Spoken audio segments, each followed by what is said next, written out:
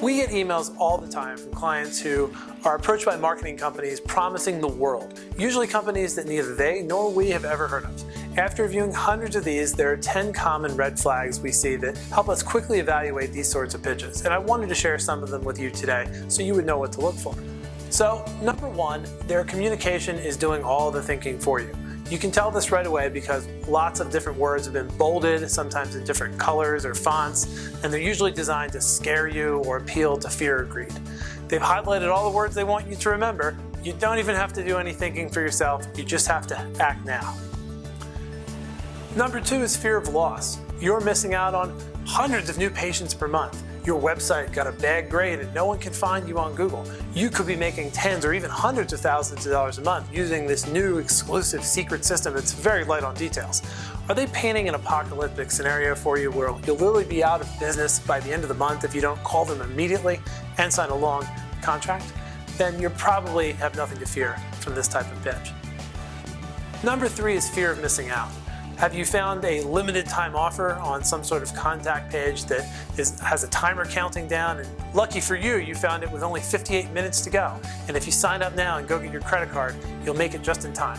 Or if some exclusive webinar that's just running out of spots, but there's just one left for you if you sign up now. This is usually a trick, and you can tell by refreshing the page and watching the timer reset or opening it in a different browser. And then once again, you see that reset.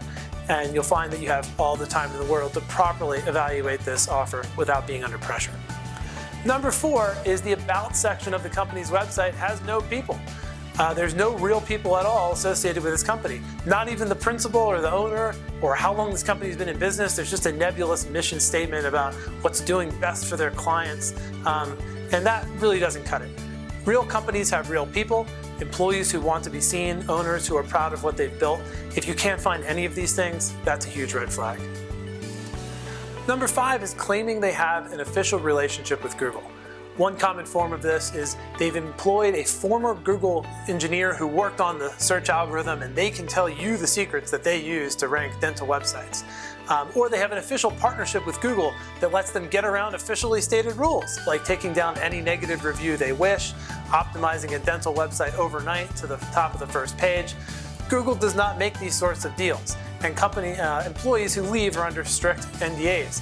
Google is one of the largest companies in the world. They're not making insider deals, contrary to their own interests, with small dental marketing companies.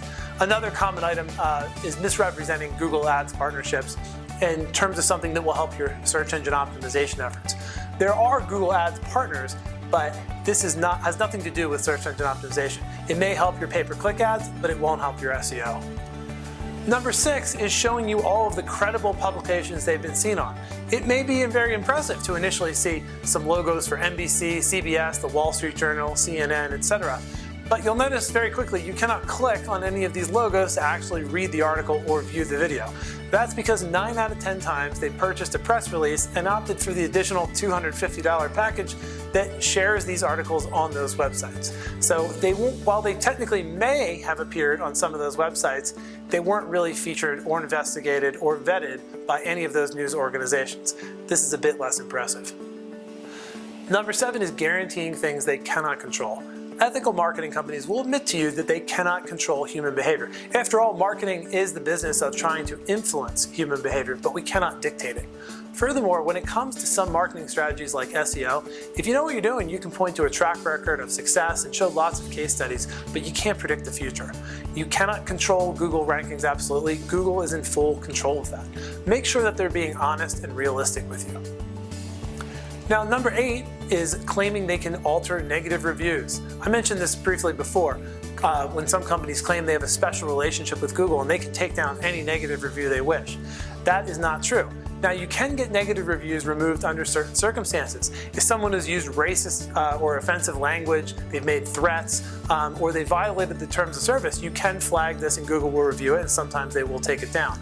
But if they haven't done any of these things and they just didn't like you, it's unlikely you'll be able to get the negative review down. We can try, but we cannot guarantee that. Number 9 is guaranteeing a certain amount of leads or patients. Read the fine print here. Oftentimes you're being sold patients but what is in the fine print is getting leads. And leads may count even if the phone number doesn't work or the email bounces. It still counts as a lead according to your contract. It's just a worthless one, which makes you wonder who would be motivated to fill out a contact form with fake information every month in order to make a quota. Number 10 is fixed price SEO. Search engine optimization difficulty, and therefore the cost, varies wildly market to market. So a dentist in downtown Manhattan should expect to pay substantially more for search engine optimization than someone in, say, rural Kansas. Now, if there is a one-size-fits-all for SEO from that company for every dentist across the country, this almost certainly means they're using a computer program to do the SEO work. Now, this isn't terrible, but it usually means that the practice is going to come up short and disappointed with SEO if they're in a competitive market, or if they're in an uncompetitive market, they're going to overpay.